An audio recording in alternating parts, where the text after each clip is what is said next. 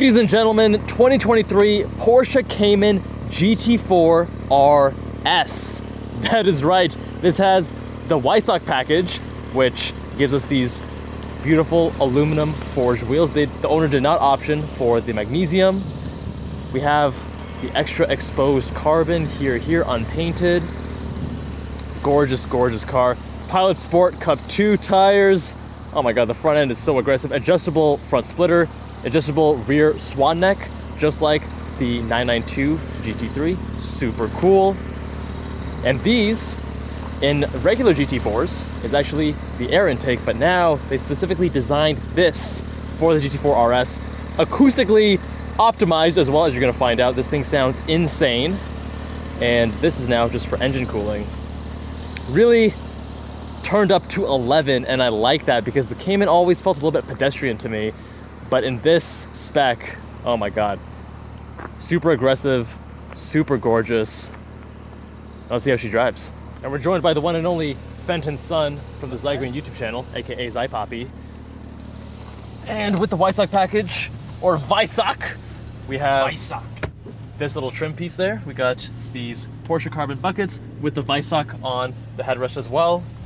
And Fenton here, this lucky fucking guy, has been driving this for several days because he did tradesies with one of his friends. So you gave, what can I say? The Integra Type S. I got some great friends. And you got a GT4 RS. Hey, it works out because Itao is, he's ferrying his family around the Type S. It is a little bit more practical than this. You got 4 seats. A little bit.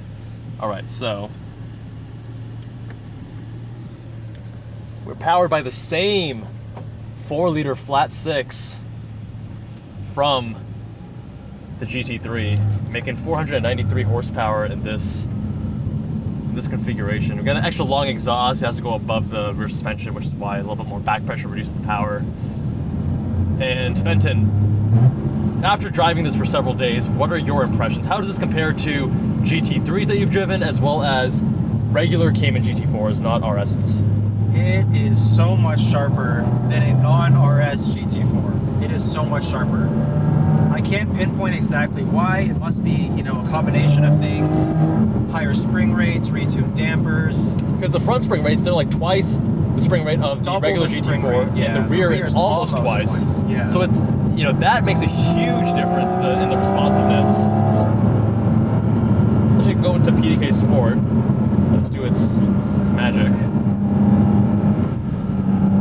Now the centerpiece of this car is, of course, the intakes, which I'm not gonna lie, man, if I was driving this regularly, it might be too loud for me. I'd be needing to rock earplugs on the reg. Porsche Sport exhaust enabled, which you said sounds drony on the highway. Yeah, with the valve open, it drones quite a bit at 3,000 RPM. And the gearing in this is also super short. Yeah, this is like 7th gear, 70 miles an hour, you're just over 3,000 RPM. Yeah, a lot shorter. I think in 2nd gear you get to like 72. That's right. And in the regular GT4 it's 77. But here you also have an extra more than 1,000 revs. I think the regular GT4 goes up to like 82. Oh, is it 82? Yeah.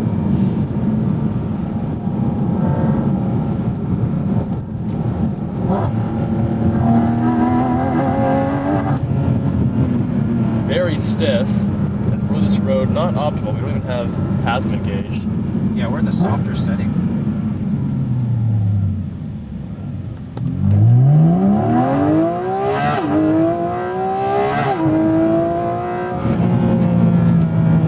Now, one thing when we were driving here that I noticed is when I was upshifting and driving it a little bit more sensibly, the upshifts had a lot of, maybe not a big, but like a very noticeable delay.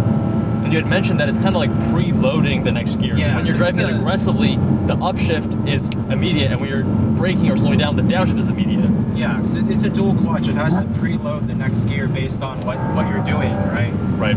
So if you're braking, going into a corner, and you do one downshift, it expects you to do another one. So instead, if you just try to upshift it while you're still on the brakes, it's not going to have that next gear. Yeah. Well said, well said. But even the paddles here, like everything in this car is so dialed in. Even the way these things feel, like it's so Like the actuation is the actuation. like, There's no like no muddiness slop. to it. Yeah. No slop. It's just so crisp.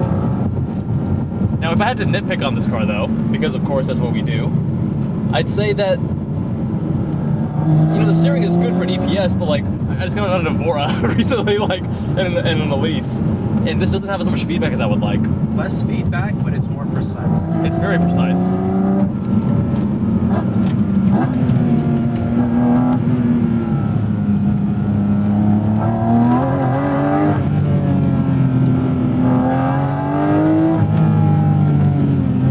Cup 2 is definitely the right tire choice for this car.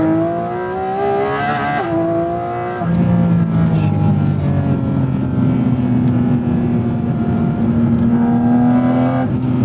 I used to think that the regular GT4 was so special, and then this like showed me a whole new level.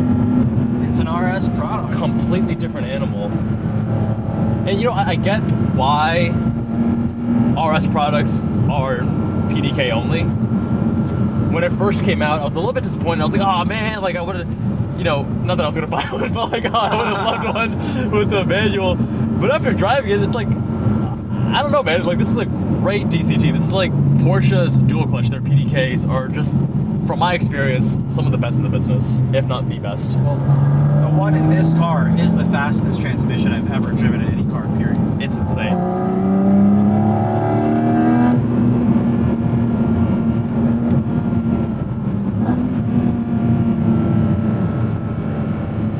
So Perninger actually said in an interview that they designed this car to be more of a hybrid and find a balance between absolute track weapon and something that you can still enjoy on the canyons. Which, you know, for an RS product, I thought it was just pure track weapon, but that's, you know, from the horse's mouth himself. And I am personally very much enjoying this on the canyons.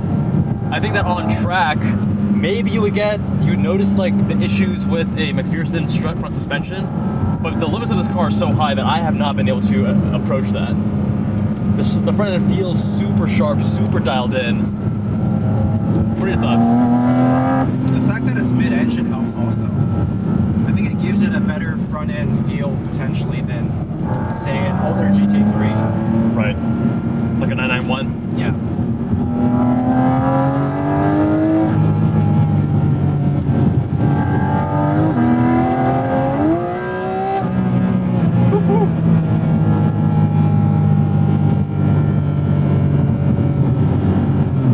Logic is pretty good for the most part. A couple instances where I'm a little bit surprised, but then again, I can always just go into manual. Yeah.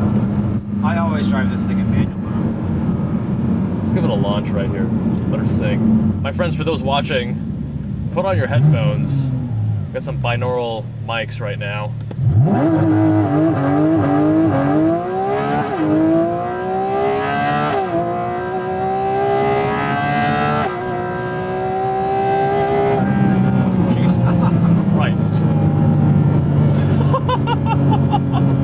Quite a bit of wheel spin in first gear.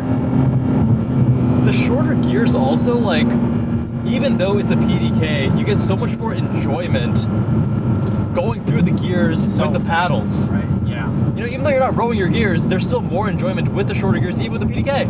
Yeah. I wouldn't be mad if Porsche pulled, like, you know how they have the 911 ST now? Which is basically a GT3 RS with a stick. I wouldn't be mad if they made one of these like that, like a GT4 ST. Yeah, I think more options the merrier, and I wouldn't hold it against someone either though if they wanted to get one of these cars with a PDK. It's so good, man. So good. I do notice though, like when we're coming to a stop and starting, there's a little bit of like hesitancy. Yeah. And you were noticing that too when you were driving around town. It's almost like a little bit of clutch slipping that's going on. Yeah. It's not the easiest to drive at low speed. Definitely not. Such a purposeful steering wheel. Got these little cutouts, no buttons. I think leather on the steering wheel, Alcantara elsewhere, is the move, because otherwise you get that nastiness. Yeah. Unless you're very diligent about your steering wheel upkeep.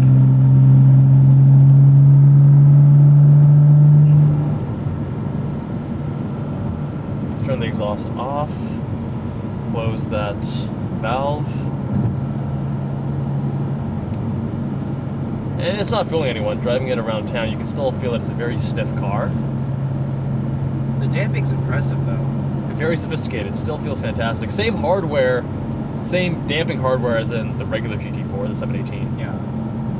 But retuned because they have the much higher spring rates. Stiff, but not. You would expect it to be more uncomfortable given how stiff it is. Yeah. You know what I mean?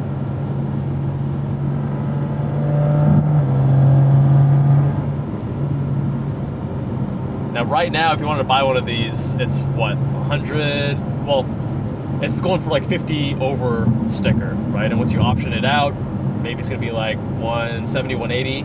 I think this example, the owner purchased for around 250, if I'm not mistaken. I think after markup, it was around 220, 230. 220, 230. But that's the thing, that he paid like 50 over, which sounds crazy, but if he resold it right now, he'd probably make 30 grand on it. That's wild, man. That's so wild. If you had 250K, would you go for this or something else? I would need to go through my list of all the $250,000 cars that I can't buy. But I don't know. Based on your ZPI, your Zygreen Performance Index. Yeah, no. Out of anything I've driven, this is the most. It's. I don't even know what word to use to describe it because it's not the most raw. It's not the fastest. It's just everything put together. It's like more than the sum of its parts. Mm-hmm. It has, less power than other $250,000 cars. It might actually have less grip than some other cars as well. I mean, that's TBD, but everything put together, the engine, the transmission, the steering, even these seats, it's a really unique experience. It's very cohesive and it's like an elevated, hardcore, I mean, Porsche GT product. What else can I say? Yeah. You know what I mean? It is I think the most telling thing that we did today, at least for me, was I drove a 981 GT4 from the prior generation, bone stock. And then I drove that actually after I drove this. And it was still incredibly impressive, but relatively speaking, it almost ruins that car. It was so underwhelming. The engine felt so numb. The manual transmission, while excellent, the gearing was way too long. I felt like I was never in the power band. Whereas in this, you're always in the power band if you're shifting it properly. Absolutely. Absolutely. Even the difference in suspension was noticeable. Very noticeable. This thing is so stiff, right? Yeah. Now, you and I both drove a 991 GT3 as a comparison to this. And granted, that was on PS4S rubber, this is on Cup 2s. That's also manual, this is auto. Yeah. I actually had more fun driving that. The front end isn't as sharp. There's a little bit, you can feel the rear engine compromises a little bit more. Yeah. You get that, the polar moment of inertia is not as close to the center of the vehicle. But I felt like I was more engaged because, first of all, I had a manual transmission. And secondly, because of the lower limits with the PS4S, I was able to get a lot more rotation and dance with the car a little bit. And this car felt so much more planted. It was so impressive. I think it's, on that road, I would feel comfortable going much faster in this. Yeah. And I think technically it's more impressive, and the sound is insane, but I couldn't get it to play in the same way. Yeah, I wonder if we had both cars on Cup 2s, what difference that would have made. Because I drove the GT3 not knowing it was on PS4S, so I came away like pretty underwhelmed by the front end. After driving the GT4 RS, I mean, that front end with those tires was not nearly as sharp and pointy. But I'll also say that the GT3, even though that engine up until today was the best sounding stock engine I've ever heard, it is not even remotely in the same universe as this. The induction note you get from this car, with the intakes in the cabin with you. It is just absolutely wild, and no microphone will do it justice. You have to actually, experience it for yourself. Absolutely. My friends, let us know what you think of the Porsche Cayman GT4 RS. Go give Fenton's son a follow on the Zygreen YouTube channel linked below. Much love. If you want your car reviewed, visit us on jubbalandcars.com. Fill out the form on the homepage. Subscribe if you haven't already. much love, and I'll see you all in the next one. Still can't believe you gotta drive this for a week, bro. Still can't believe.